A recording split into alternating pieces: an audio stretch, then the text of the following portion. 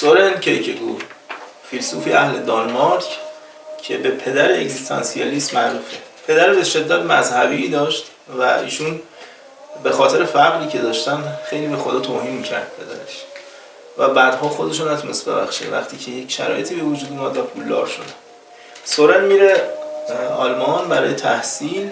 توی کوپنهاگ که رفته بود انقدر بخش اعظمی از پولش رو هزینه لباس و خوشگذرانی به زنها و مردهای مختلف کرده بود و خودش هم یه جمله در این زمینه داده، میگه که انقدر به من توجه میکردن مردها و زنها و نگاهشون به من بود که افسردگی بهم غالب میشد و بعضی وقتا دوست داشتم یه اسلحه بردارم و بچکونم توی صدم.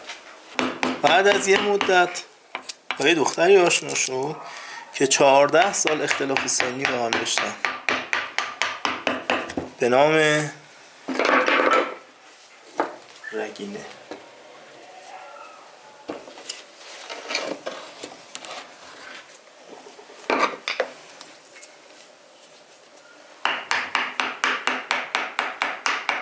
بعد از یک مدت سورن پشیمون شد، نزدیک 2 هفته بود. برگشت که مجدد زندگیشو با رگینه شروع کنه، اما متاسفانه متوجه شد که رگینه با بهترین دوستش رفته تو رابطه و ازدواج کرد. درد عظیمی به سورن وارد شد و قلبش رو شکست.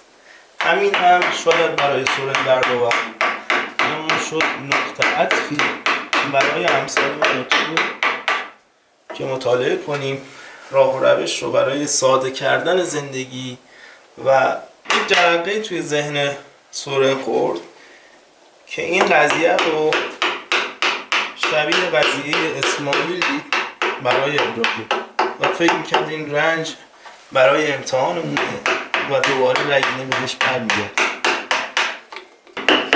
سورن این رنج رو به مثابه رفتاری بود که ابراهیم با اسحاق داشت و فکر میکرد که یک آزمون الهیه که رگینه دوباره بهش برگرده. از اینجا به بعد داستان فلسفه عوض شد و استارت اگزیستانسیالیسم خورده شد.